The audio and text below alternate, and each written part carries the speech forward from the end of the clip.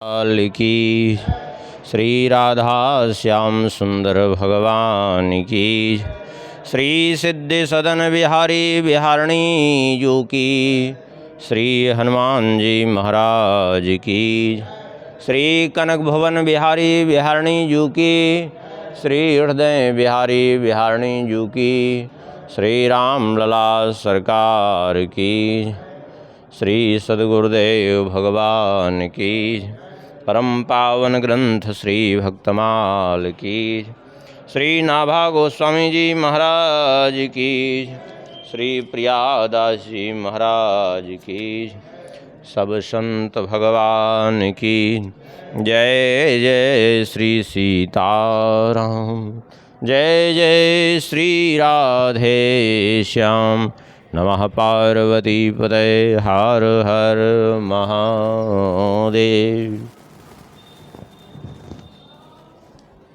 हरिशरणम परम मंगलमय परात्पर अखिलेश्वर अकारण करुणावरुणालय भक्तवांछा कल्पतरु।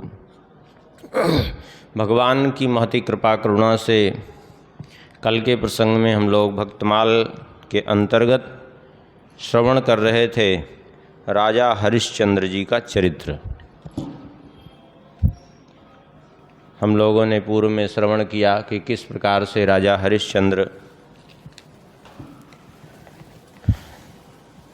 न चाहते हुए भी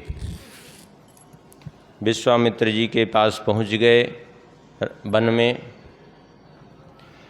उन विद्याओं की प्रेरणा से और विश्वामित्र जी के अनुष्ठान में विघ्न हुआ और उसके कारण विश्वामित्र जी ने एक ब्राह्मण रूप धारण करके इनसे सर्वस्व दान ले लिया और उसके बाद दक्षिणा मांगी और फिर दक्षिणा देने के लिए बहुत जगह घूमे, बहुत प्रयास किए, लेकिन जब कोई उपाय न मिला, कल के प्रसंग में श्रवण किए थे, अपनी पत्नी को 1 करोड़ स्वर्ण मुद्राओं में बेचाए एक ब्राह्मण को। वो ब्राह्मण वृद्ध ब्राह्मण कोई और नहीं थे, विश्वामित्र जी ने ही एक वृद्ध ब्राह्मण का रूप धारण करके खरीद लिया घर में सेवा के लिए। ये इनकी परीक्षा चल रही थी। पुत्र जो है माँ माँ कहता हुआ रुदन कर रहा था, तो उसको भी 10 करोड़ स्वर्ण मुद्रा दे करके खरीद लिया ब्राह्मण ने, वृद्ध ब्राह्मण ने। लेकिन अभी भी जो है इनका पूर्ण रूप से जो है जो दक्षिणा देनी थी वो पूर्ण हुई नहीं थी।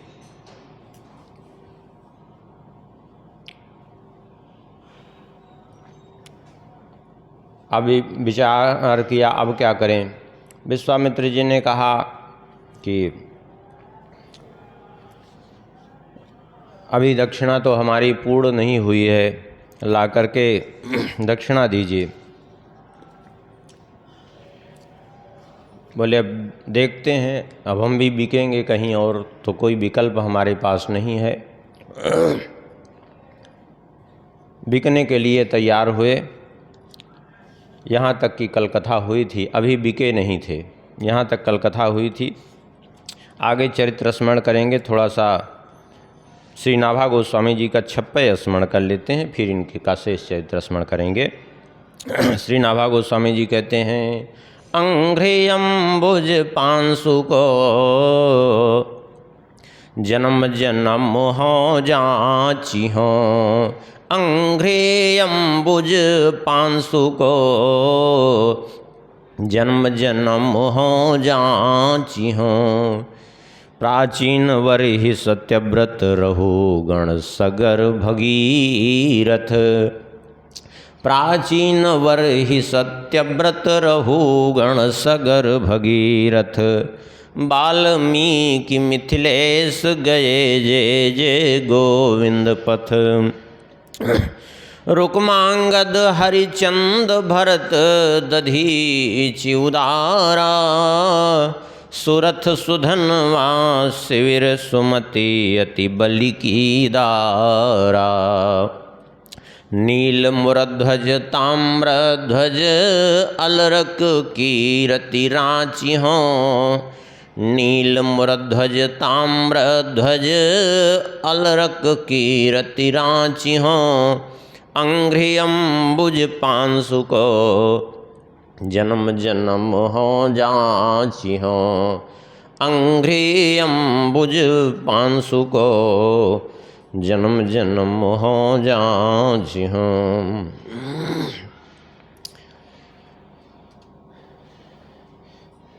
बड़े दुखी भाव से विवशता के कारण अपनी पत्नी और पुत्र को बेच करके वहाँ से चल दिए और विचार कर रहे हैं कि अब मैं क्या करूं, किस प्रकार से ऋषिवर विश्वामित्र जी की दक्षिणा का प्रबंध करूं, किस प्रकार से मैं दक्षिणा चुकाऊं।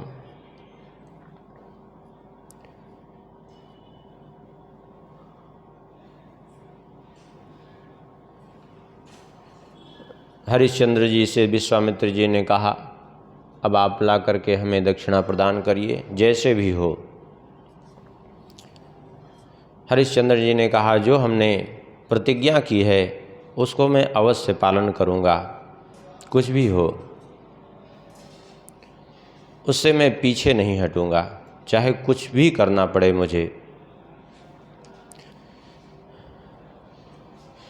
विश्वामित्र जी ने कहा कि ठीक है, धन दोगे ये बात तो ठीक है, लेकिन हमारी भी एक शर्त है। क्या क्या शर्त है आपकी? बोले, असस्तम नैव गृह्णामि सस्तमेव प्रयक्ष्यमे द्रव्यस्यागमनं राजन् कथयस्व यथा तथम। शर्त यह है कि मैं दूषित धन कदापि ग्रहण नहीं करूँगा। दूषित धन नहीं होना चाहिए, पवित्र धन मुझे दीजिए।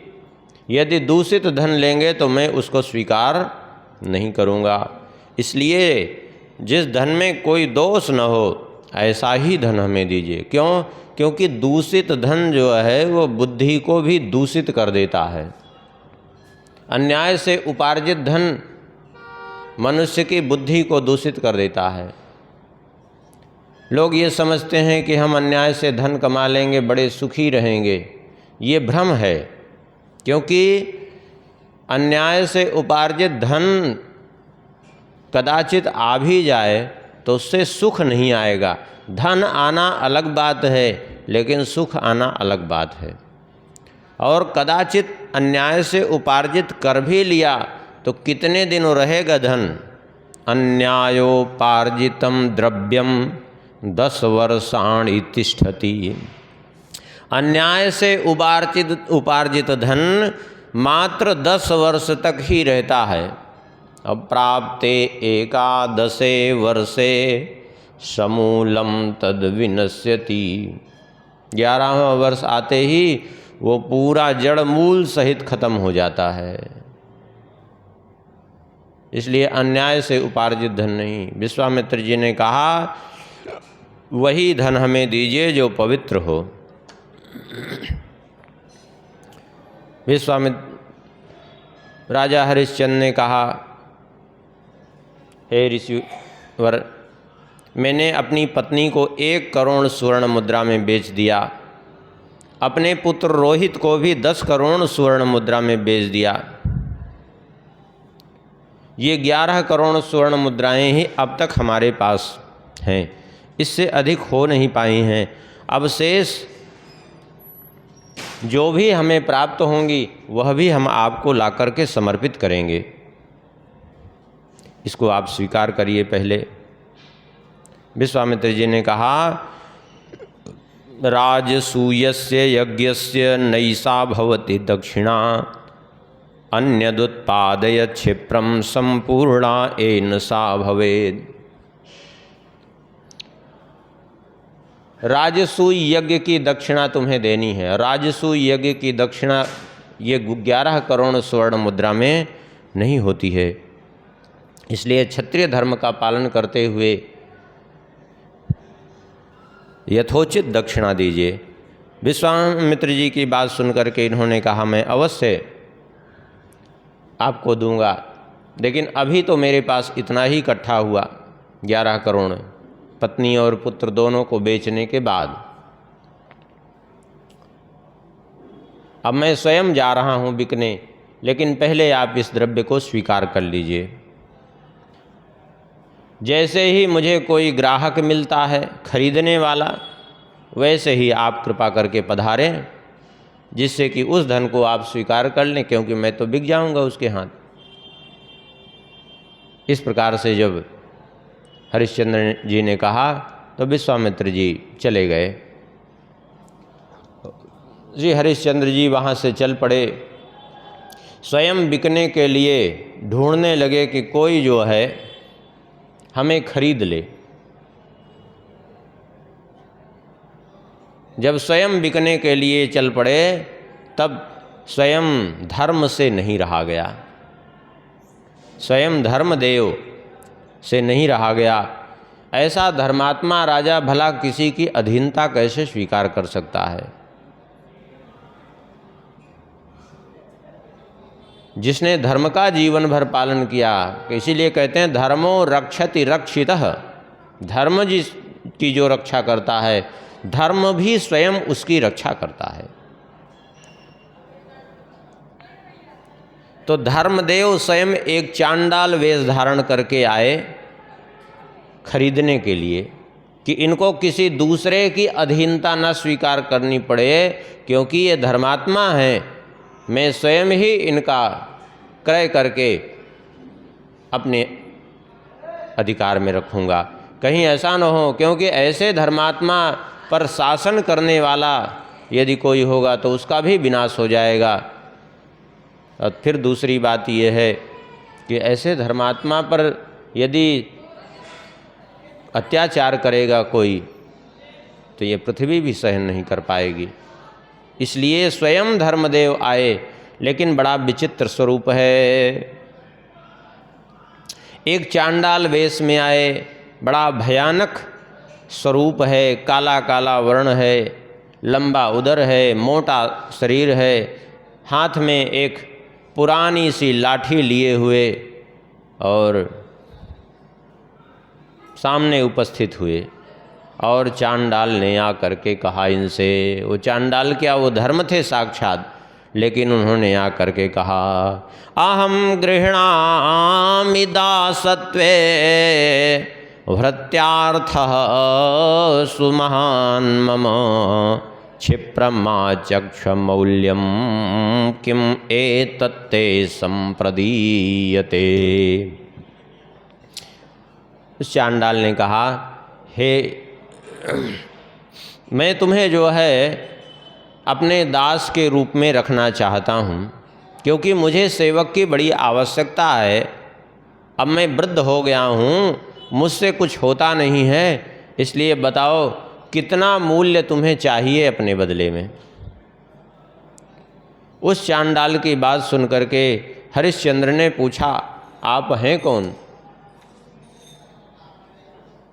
तो उसने कहा, चांडालोऽहमिह ख्यातः प्रवीरेति नृपोत्तम शासने सर्वदा तिष्ठ मृतचैलापहारकः। उसने कहा, मैं एक प्रवीर नाम से विख्यात एक चांडाल हूँ। मेरा काम केवल इतना ही है, मैं घाट पर रह करके जो मरे हुए वहाँ मुर्दे जाते हैं जलाने के लिए, जिनको ले जाया जाता है, मैं उनके द्वारा वस्त्र ग्रहण करता हूँ। तिष्ठ मृत चैलापहारकः, मरे हुए के वस्त्रों को मैं कर के रूप में वहाँ स्वीकार करता हूँ, यही मेरा काम है।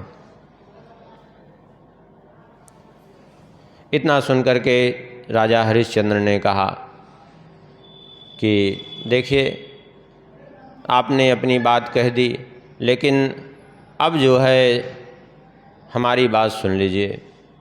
कोई ब्राह्मण होता तो उसके हाथ हम बिक जाते, उसकी सेवा करते, अथवा कोई क्षत्रिय होता तो उसकी हम सेवा कर लेते, कोई बात नहीं थी।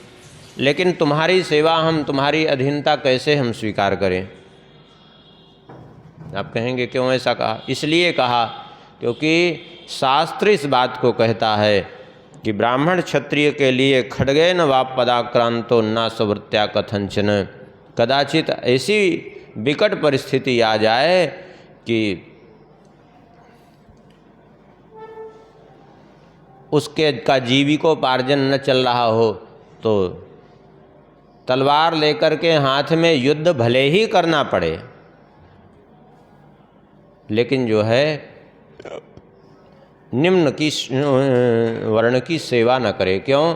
क्योंकि जिसकी सेवा करेगा उसका भी पतन होगा और करने वाले का भी पतन होगा, दोनों का ही पतन। जो सेवा लेगा उसका भी पतन, और जो जिसकी सेवा करेगा, जो करेगा सेवा, उसका भी पतन। इसलिए जो है, इसलिए मैं जो है आपके हाथ तो नहीं बिकना चाहता हूँ।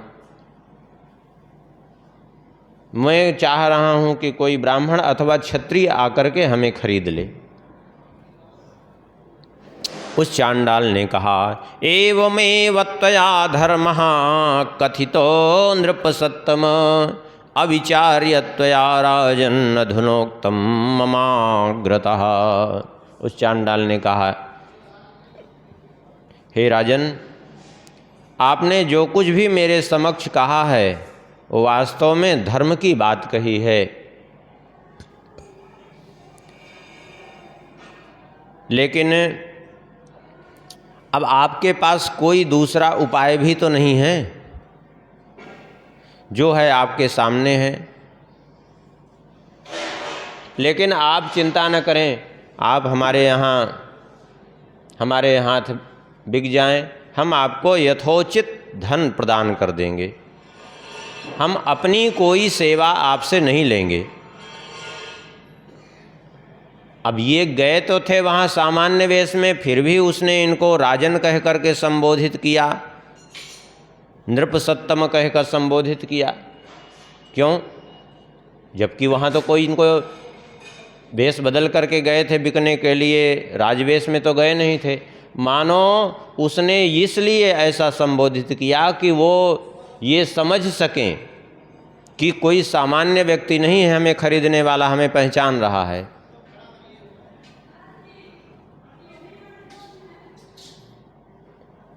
उसने कहा, आप चिंता न करें, मैं अपनी कोई सेवा तो आपसे लेने वाला ही नहीं हूँ, लेकिन बस केवल आपको करना इतना है कि अब मैं तो कुछ कर नहीं सकता हूँ, घाट पर रह करके आपको कर वसूली करनी है।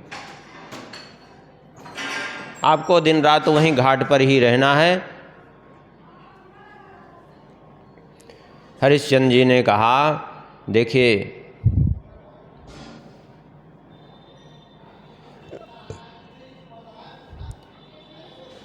उसने ये भी कह दिया कि यदि आप सत्य को प्रमाण मानते हैं तो मेरे द्वारा आप खरीदे जा चुके हैं। अब इन्होंने कहा, खरीदे कैसे जा चुके हैं?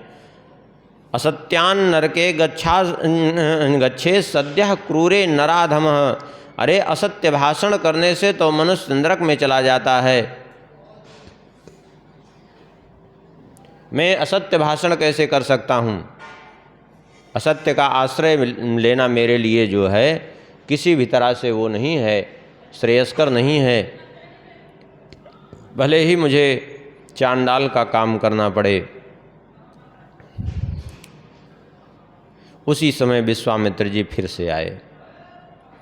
विश्वामित्र जी ने आकर के कहा, राजन,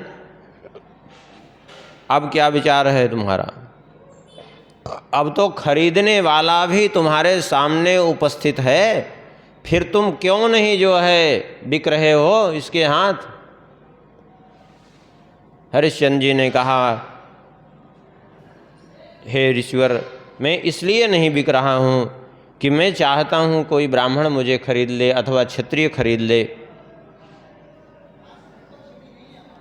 या तो फिर एक उपाय हो सकता है, आप ही हमें खरीद लीजिए, आप ही उतने धन के बदले खरीद लीजिए, जो कहेंगे आपकी हम सेवा करते रहेंगे। इतना सुन करके इन्होंने कहा ठीक है, तो अब हम जो चाहें करें, दक्षिणा लेनी है हमको? बोले हाँ। तो विश्वामित्र जी ने कहा, यदि चांडाल वित्तम त्वाम आत्मविक्रयजम मम, मैं इस चांडाल के हाथ तुम्हें बेच रहा हूँ। जिस चीज़ से बचना चाहते थे वही हुआ। विश्वामित्र जी जानते थे कि वो चांडाल कोई और नहीं, स्वयं धर्मदेव हैं, इसलिए जो है बेच दिया। नहीं तो विश्वामित्र जी भी ऐसा नहीं कर सकते थे, क्योंकि वो भी दूसरे का धर्म नष्ट नहीं कर सकते ना। बोले मैं इस चांडाल के हाथ तुम्हें बेच रहा हूँ, अब वो चांडाल हो अथवा ब्राह्मण हो, मुझे तो मेरी दक्षिणा चाहिए।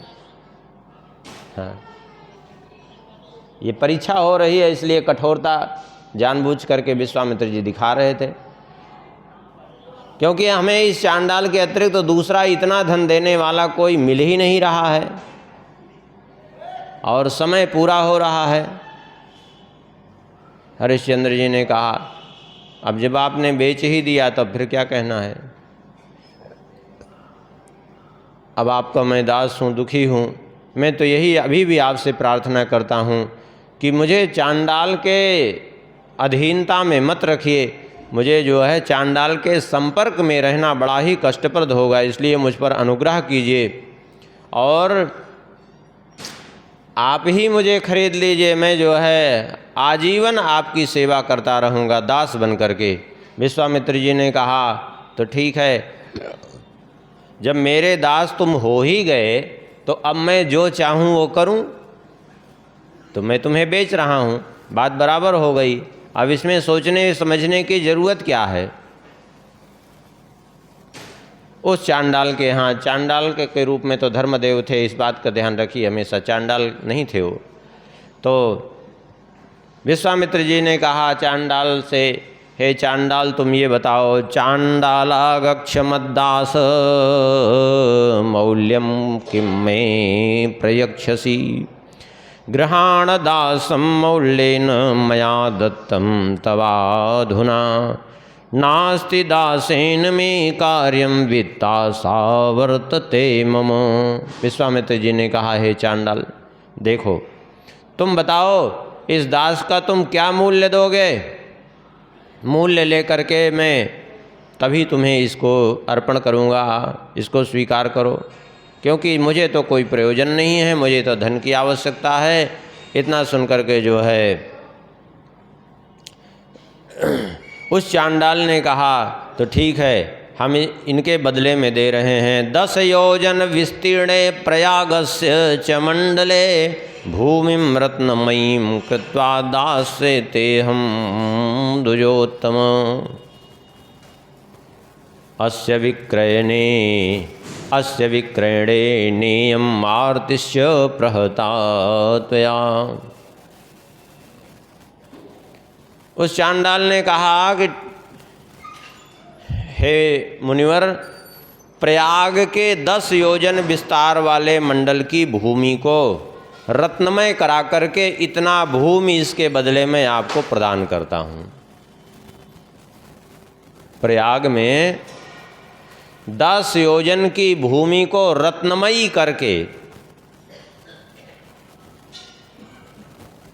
उस भूमि को मैं इनके बदले में प्रदान करता हूँ। अभी कोई सामान्य चांडाल इतना भूमि किसी को रत्नमय करके दे सकता है क्या? अब वैसे ही समझ लीजिए कि कोई चांडाल नहीं, वो स्वयं धर्म थे, देवता हैं, उनके लिए कुछ भी असंभव नहीं।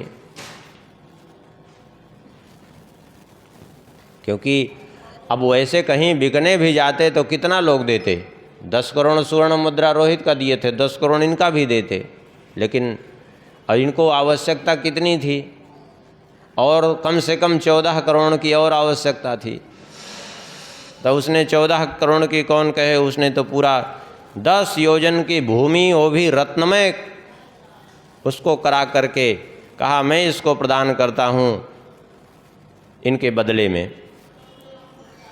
और उसके बाद स्वर्ण मणि मोतियों से युक्त हजारों प्रकार के रत्न इसके अतिरिक्त मैं प्रदान कर रहा हूँ। जब इतना दे दिया, विश्वामित्र जी प्रसन्न हो गए और हरिश्चंद्र जी भी प्रसन्न हो गए, उनकी मुख की उदासी दूर हो गई। और उनको भी लगा कि वास्तव में हम भ्रमित जरूर हो रहे हैं, लेकिन ये कोई चांडाल तो नहीं हो सकता जिसने हमें खरीदा है।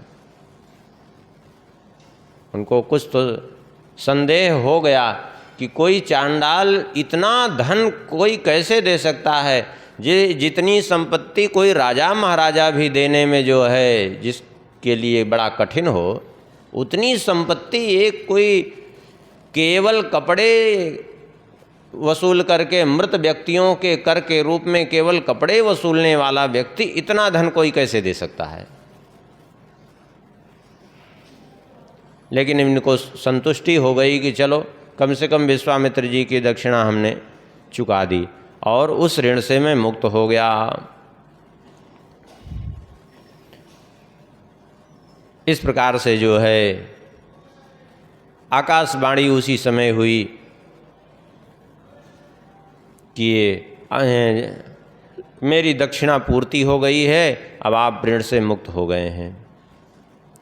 हरिश्चंद्र जी के ऊपर उस समय आकाश से पुष्प वृष्टि हुई है। देवताओं ने जय जयकार की है, इनकी साधुवाद दिया है। विश्वामित्र जी तो प्रसन्न हुए और इधर राजा हरिश्चंद्र ने कहा अब आप बताइए हमें क्या करना है। अब आप जो कहेंगे वो हम करेंगे। विश्वामित्र जी ने कहा अब हम तो जा रहे हैं, अब इस चांडाल की आज्ञा पालन करना यही तुम्हारा कर्तव्य है, यही तुम्हारा धर्म है। इतना कह करके विश्वामित्र जी वहाँ से चले गए। जब विश्वामित्र जी वहाँ से चले गए तब तो वो चांडाल इनके सामने उपस्थित हुआ और उसने कहा कि देखो अब तुम सर्वथा मेरे अधीन रह करके ही कुछ करोगे, अपनी इच्छा से कुछ नहीं करोगे। क्या करना है? बोले चलो हमारे साथ घाट पे।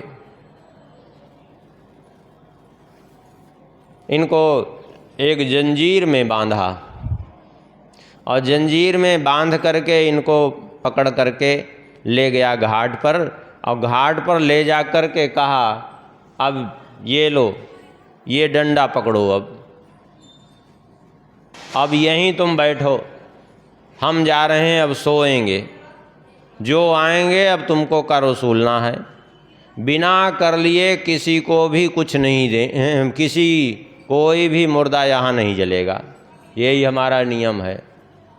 बोले ठीक है, जैसी आपकी आज्ञा। अब तो जो है वहीं ये रहने लगे, मन में विचार करते कि यहाँ मैं तो यहाँ पड़ा हूँ, मेरी पत्नी और मेरा पुत्र न जाने किस स्थिति में होगा, किस संकट को वो झेल रहे होंगे, और अब मुझे क्या करना चाहिए, अब तो मैं अधीन हो गया हूँ। इस प्रकार से जो है ये विचार किया इन्होंने और सोचते हैं कि कितना बड़ा मैं अभागा हूँ, इतना बड़ा मैं अभागा हूँ कि जिसका मैंने पाणी ग्रहण किया, जिसके रक्षा का वचन दिया और आज उसी को बेचना पड़ा, जिस पुत्र को मैंने जन्म दिया उसी को बेचना पड़ा। लेकिन अब क्या करें, धर्म रक्षा के लिए करना ही पड़ा हमको। उस चांडाल ने 4 दिन तक इनको जंजीर से बांध करके रखा। और उसके बाद 5वें दिन इनको उस जंजीर से मुक्त कर दिया, बंधन मुक्त कर दिया और कहा अब यहीं तुम शमशान पर ही रहोगे। अब ये वहाँ रहते, उसके यहाँ अन्न जल कुछ ग्रहण नहीं करते, उस चांडाल के यहाँ। अब कैसे उसके यहाँ ग्रहण करें? इनको वहीं कर दिया। इन्होंने कहा अब हम शमशान पे ही रहेंगे, तुम्हारे घर पे हम नहीं रहेंगे। बोले ठीक है, तुम्हारी इच्छा है तो यही करो।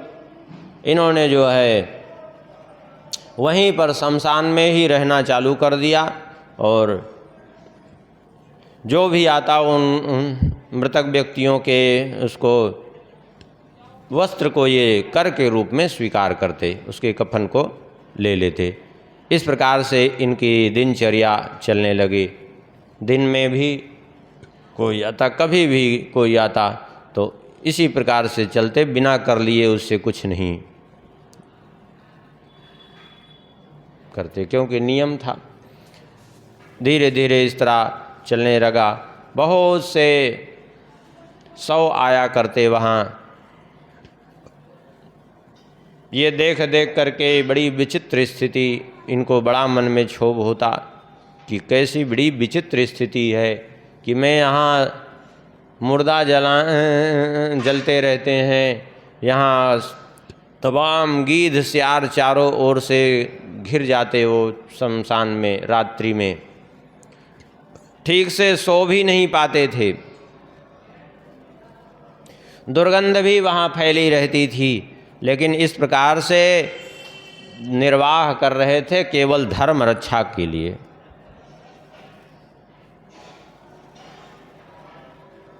क्योंकि धर्म सनातन है, धर्म शाश्वत है, धर्म का परित्याग नहीं करना चाहिए। शरीर तो एक दिन छूटना है, यदि शरीर छूट जाए तो छूट जाए, लेकिन धर्म छूटना नहीं चाहिए।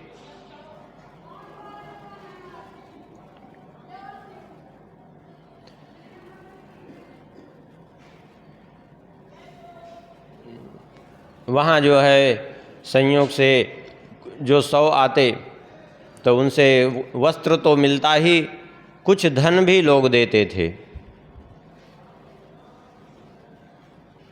कोई आता 100 स्वर्ण मुद्रा दे करके जाता, कोई 50 स्वर्ण मुद्रा, कोई 200 स्वर्ण मुद्रा, अपनी सामर्थ्यानुसार लोग स्वाभाविक रूप से दे करके जाते।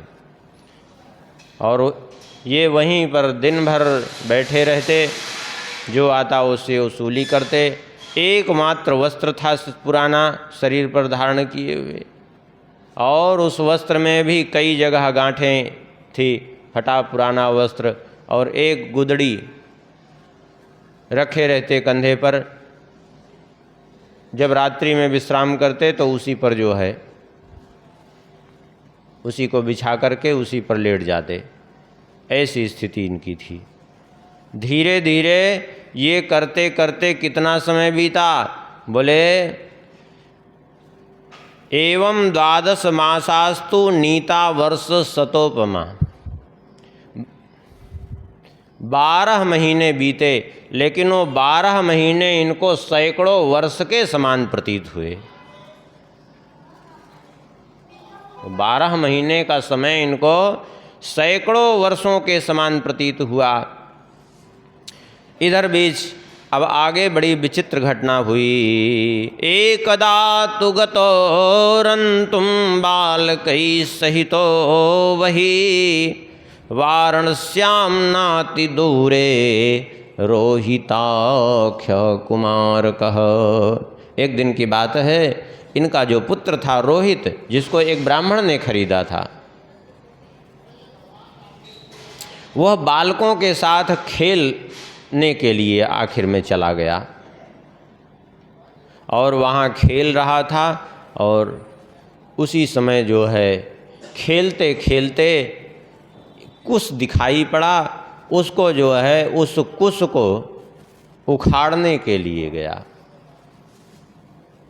क्योंकि उसको ध्यान आया कि हमें ब्राह्मण ने कुश लाने के लिए कहा था कि जाओ रहे हो तुम कुश ले आओ। बालक स्वभाव बस हो गया तो था कुश लाने के लिए, और वहाँ बच्चों को देख करके खेलने लगा। और खेलने में कुछ समय लगा। अचानक रोहित को ध्यान आया कि हमको तो कुछ लेने के लिए भेजा था हमारे स्वामी ने, और वो ध्यान आया तो जल्दीबाजी में वो जाकर के कहीं विलम्ब न हो जाए, कहीं हमें डांट न सुननी पड़े। इस भय के कारण जल्दीबाजी में गया कुश उखाड़ने के लिए रोहित। और जो कुश रोहित उखाड़ने के लिए गया, और उसी समय जो है, क्योंकि वो ब्राह्मण अक्सर कुश मंगाते थे, क्योंकि वो हवन में उनको नित्य जो है, और इनका काम यही था रोहित का, इनसे जाते कहते कि तुम जाओ सूखी लकड़ियाँ बिन करके ले आओ, कुश लाओ, क्योंकि वो नित्य अग्निहोत्र करने वाले ब्राह्मण, वो इनकी यही सेवा थी। और घर का चौका बर्तन आदि करने की सेवा काम करती थी वो। अरे अंदर से बंद कर दिए क्या?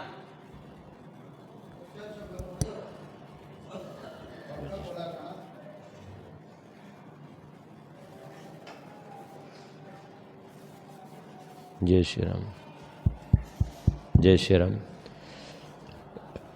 तो ये कुश लाने का काम करते थे, लकड़ी और कुश।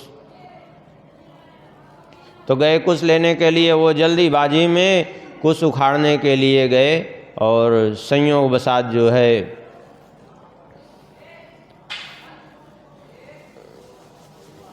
वहाँ एक सर्प बैठा हुआ था, विषधर सर्प। और उस विषधर सर्प को इन्होंने देखा ही नहीं, क्योंकि वो आतुरता में विलम्ब हो गया था, चूँकि वो निकले थे वहाँ से कुश लाने के लिए ही, लेकिन कुछ बालक मिले तो वो उनके साथ खेल में लग गए, और खेल में लग गए तो विलम्ब हुआ, और विलम्ब के कारण जो है भयवश इन्होंने जा कर के कुश उखाड़ना चाहा। जैसे ही वो कुश उखाड़ना चाहा, संयोग से वहीं बांबी थी सर्प की, और उस बांबी से निकल करके बैठा हुआ था एक विषधर सर्प। उसकी बांबी के निकट ही इनका पांव पड़ा, और वो विषधर सर्प जो है उसने तुरंत डस लिया इनको, रोहित को। अब जब रोहित को डस लिया तो वहीं पर भूमि पर गिर पड़े, और इनकी मृत्यु हो गई, रोहित की। जब रोहित की मृत्यु हो गई, इनके यहाँ, उस ब्राह्मण के यहाँ, लोग जानते थे कि ये उन्हीं ब्राह्मण के यहाँ ये सेवा का कार्य करता है ये बालक। तो उस ब्राह्मण के यहाँ सूचना पहुँची। जैसे ही राजा हरिश्चंद्र की पत्नी माधवी, कहीं कहीं सैब्या नाम आया है, कहीं माधवी नाम आया है, कहीं तारा भी नाम आया है, सब ठीक है, एक ही नाम के अलग अलग नाम हैं। तो सुनते ही एकदम भूमि पर गिर पड़ी, मूर्छित हो गई कि ये मेरे ऊपर कैसा वज्रपात आ गया। पहले तो मैं पति से विलग हो गई, आज अधीनता में यहाँ रह रही हूँ, और उस पर भी मेरा पुत्र भी चल बसा, अब क्या करूँ। ब्राह्मण ने इनको जल के छींटे दे करके उठाया, और ब्राह्मण ने कहा, अरे सायंकाल का समय है, और सायंकाल के समय अलक्ष्मी कारकम निंद्यम जानती त्वाम निशामुखे रोदनम कुरुसे दुष्टे लज्जाते हृदय न किम। अरे तुम्हें लज्जा नहीं आती? सायंकाल के समय तुम रुदन कर रही हो। सायंकाल के समय रुदन करने से घर में अलक्ष्मी अर्थात दरिद्रता का वास हो जाता है, और तुम इस समय सायंकाल रुदन कर रही हो। उसकी बात को सुन करके ये तो हृदय संतप्त इनका हो रहा था, नेत्रों से झरझर अश्रुपात हो रहे थे, क्योंकि पुत्र की मृत्यु हुई थी। तो ब्राह्मण ने कहा, अरे मैंने तुम्हें मूल्य दे करके खरीदा है, फिर भी तुम मेरी बात नहीं सुनते हो, तुम क्यों जो है रुदन कर रही हो? क्या कारण है? तब कहा माधवी ने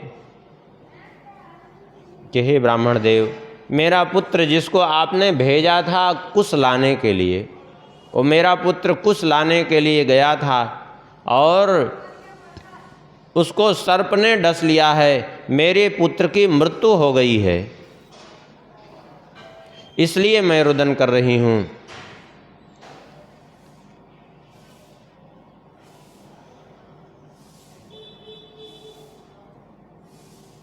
अब ऐसी स्थिति में मैं क्या करूं? मैं रुदन न करूं तो क्या करूं? मैं चाह करके भी अपने रुदन को नहीं रोक सकती हूं।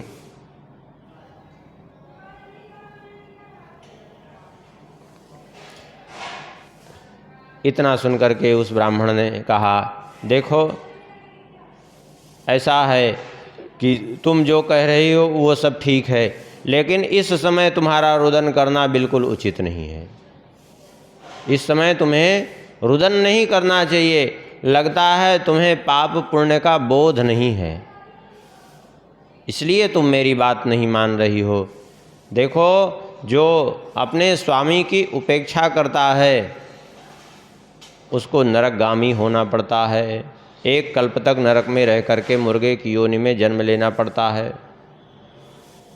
तुम व्यर्थ में ये रोना धोना बंद करो और रोना धोना बंद करके उठो। अभी मुहूर्त भर के लिए शांत हो जाओ। इन्होंने कहा, आप हमें कुछ समय के लिए छोड़ दीजिए और मैं जाकर के अपने पुत्र का कम से कम अंतिम संस्कार तो कर दूं।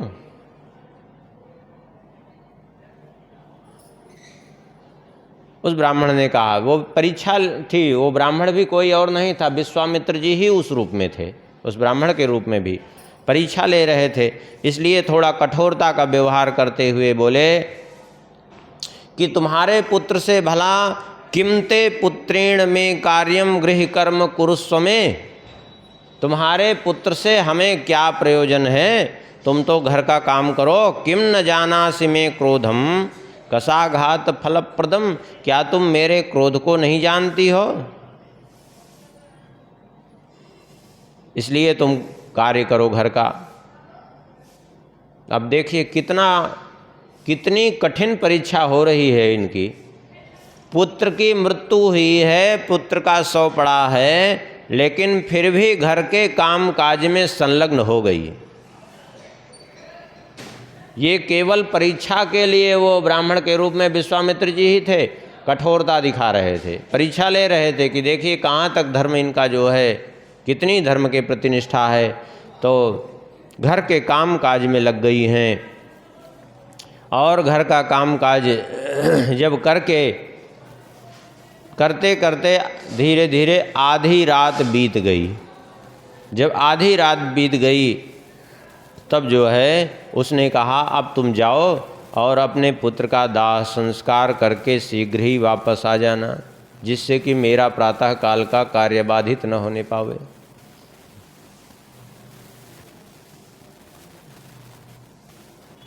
विलाप करती हुई अचानक वहाँ से चली हैं और गई हैं जहाँ उनके पुत्र का मृतदेह पड़ा हुआ था। अपने पुत्र के मृतदेह को देख करके अत्यंत विलाप करने लगी हैं और पुत्र को पुकारती हैं, पुत्र तुम क्यों रूठ गए हो? उठो, इस प्रकार से तुम्हारा शांत रहना उचित नहीं है। इस प्रकार से बार बार उसको सचेत करने की चेष्टा करती हैं। फिर अपनी छाती पीटने लगती हैं, हाँ पुत्र, ये कैसी दशा हो गई तुम्हारी? इस प्रकार से बार बार उस बालक को हिलाती डुलाती भी हैं कि कहीं हो सकता है कि बालक जीवित हो।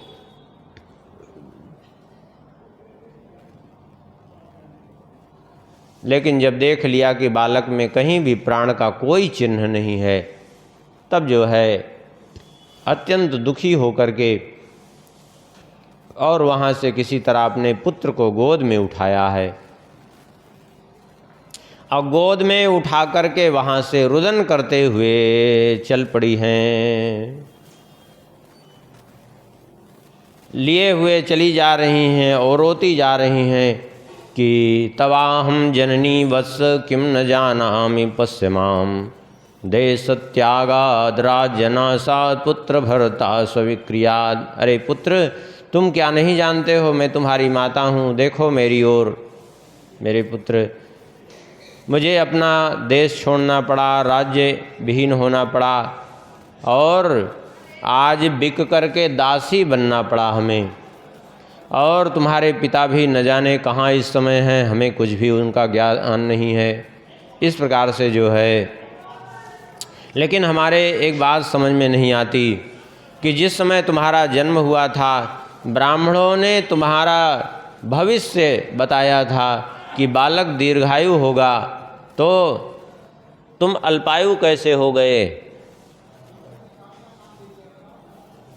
ये तो पृथ्वी का शासक होगा तुम्हारा पुत्र, बड़ा बलवान होगा, ब्राह्मणों का, गुरुदेव का, देवताओं का उपासक होगा, माता पिता को प्रसन्न रखने वाला सत्यवादी और जितेंद्रिय होगा।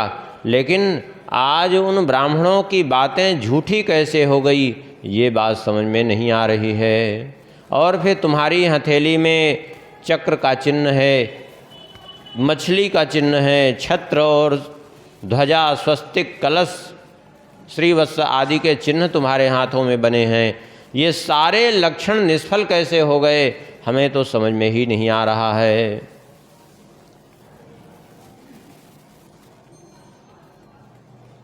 इस प्रकार से रुदन करते हुए जो है, न जाने मैंने पूर्व जन्म में ऐसा कौन सा पाप किया कि मुझे अपने पुत्र की मृत्यु देखनी पड़ रही है।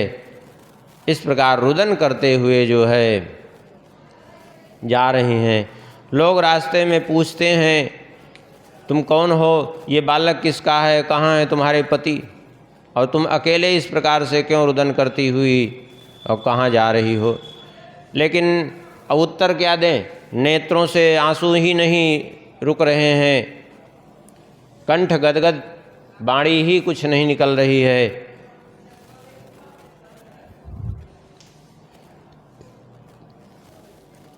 जब इनको इस प्रकार से देखा कि कुछ बोल नहीं रही हैं, तो वहाँ कुछ लोग भयभीत हो गए, और भयभीत होकर के कुछ लोग भागने लगे इनको अर्धरात्रि के समय इस तरह रुदन करते हुए लेके जाते हुए देख करके।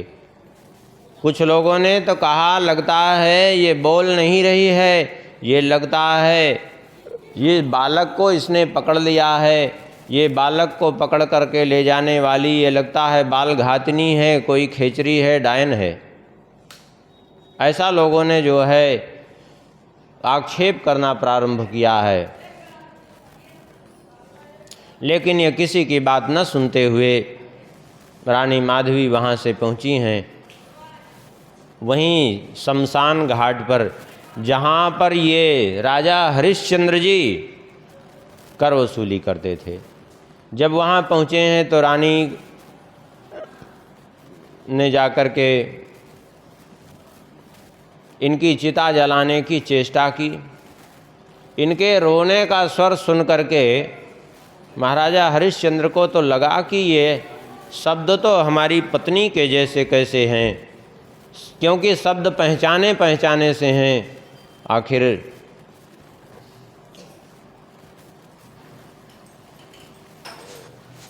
ये कौन है?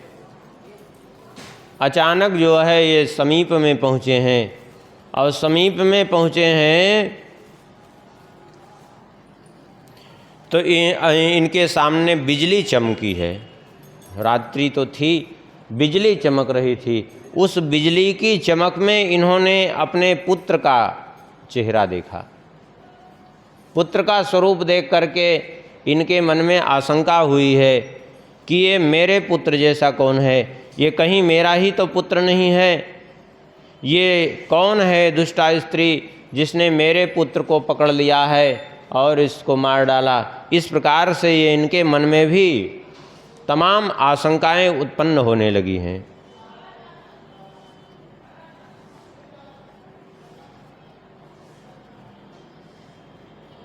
उसी समय जो है उस चांडाल ने कहा कि हे दास, तुम मेरे द्वारा खरीदे गए हो, अब जो मैं आज्ञा दूँ वो तुम्हें पालन करना चाहिए। एक काम करो, ये स्त्री जो है इसका तुम वध कर दो जा करके। ये सब परीक्षा हो रही थी। तुम जा करके सोच विचार मत करो, इसका वध कर दो। इन्होंने कहा कि मैं ऐसा नहीं कर सकता हूँ। क्यों? अरे तुम को मैंने खरीदा है आपने, लेकिन स्त्री का वध करना सर्वथा शास्त्र विरुद्ध है। मैं ऐसा नहीं कर सकता हूँ, मैं ऐसा करने में असमर्थ हूँ। मुझे कोई दूसरा कार्य करने की आज्ञा दीजिए। कठिन से कठिन मैं कार्य कर दूँगा, लेकिन किसी स्त्री का वध मैं नहीं कर सकता हूँ। उस चांडाल ने कहा, तुम डरो मत, ले लो तलवार उठाओ और जाओ इसका वध कर दो। क्योंकि ऐसी स्त्रियां जो है बहुत सी दिखाई पड़ती हैं जो बच्चों को मार देती हैं।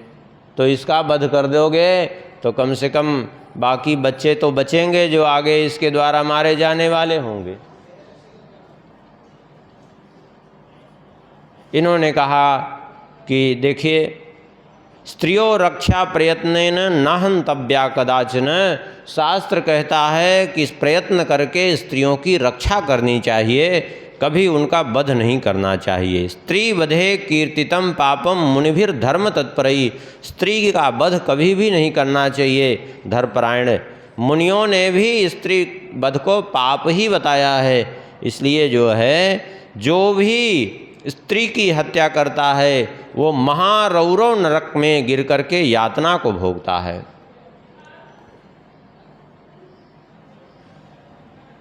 उस चांडाल ने कहा कि तुम सोचो विचारो मत, तुम तो तलवार उठाओ। अरे तुम ये क्यों नहीं विचार करते थे कि यत्रई कस्मिन वधम नीते बहुना तु सुखम भवेत्। एक स्त्री का तुम वध कर दोगे तो बहुत लोगों को सुख मिल जाएगा।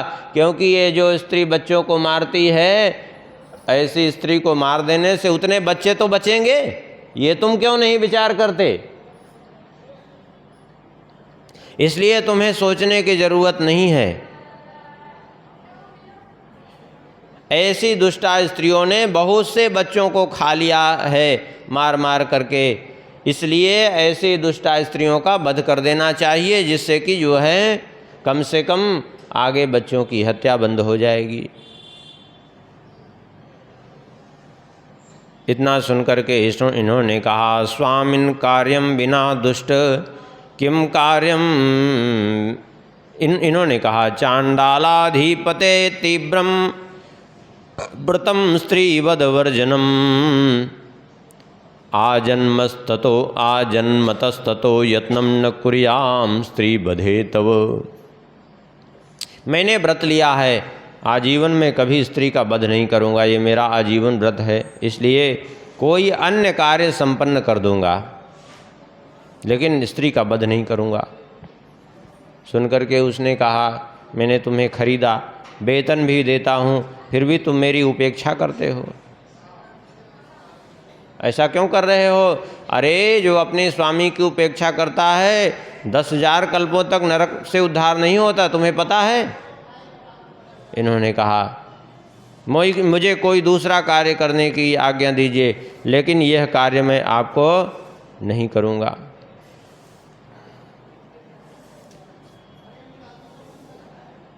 अथवा यदि आप कहें, इन्होंने कहा, यदि आप कहें तो बड़ा से बड़ा शत्रु हो उसका मैं जा कर के वध कर दूंगा, और वध करके जो भी आपने हमारे क्रय में भूमि दिया है विश्वामित्र जी को, वह सब भी मैं आपको प्रदान कर दूंगा। लेकिन आप मुझे केवल आज्ञा दे दीजिए, मैं बड़े से बड़े शत्रु का, आप कहेंगे तो किसी राजा महाराजा को भी मैं परास्त करके उसका राज्य छीन करके भी आपको दे दूंगा। समर्थ थे, उनके लिए कोई बड़ी बात नहीं थी। लेकिन मैं ये जो है शास्त्र विरुद्ध कोई भी आचरण में नहीं कर सकता हूँ।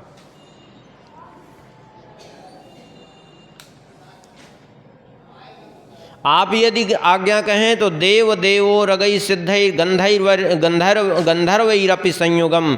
देवेंद्रमपि जेष्यामि निहत्य निस्तैसरई। यदि आप आज्ञा कर दें तो मैं जो है जाकर के देवराज इंद्र से भी युद्ध करके, गंधर्वों से, सिद्धों से भी युद्ध करके मैं उनको भी जीत करके जो है आपके अधीन कर दूंगा। लेकिन मैं शास्त्र विरुद्ध कोई आचरण नहीं कर सकता हूँ, ये मेरा व्रत है।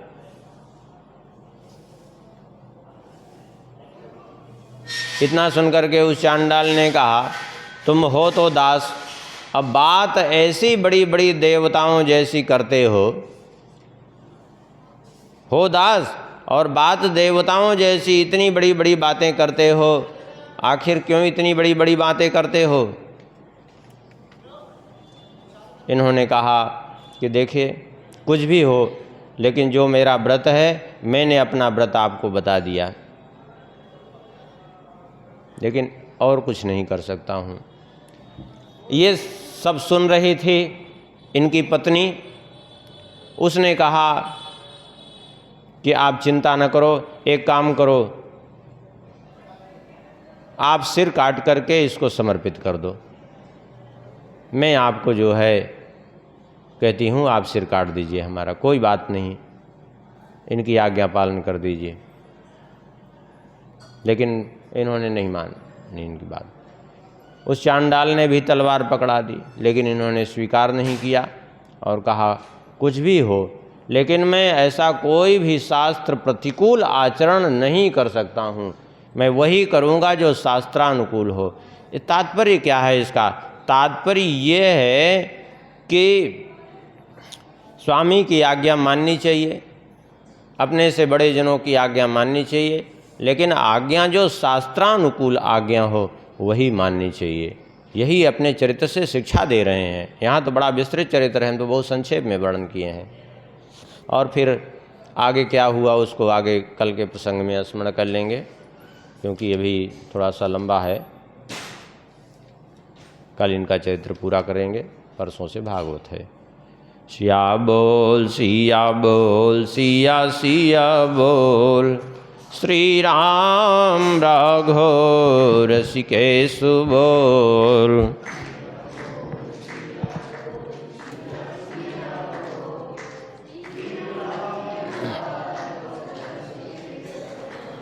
सिया बोल सिया बोल सिया सिया बोल, श्री राम राघव रसिकेश बोल।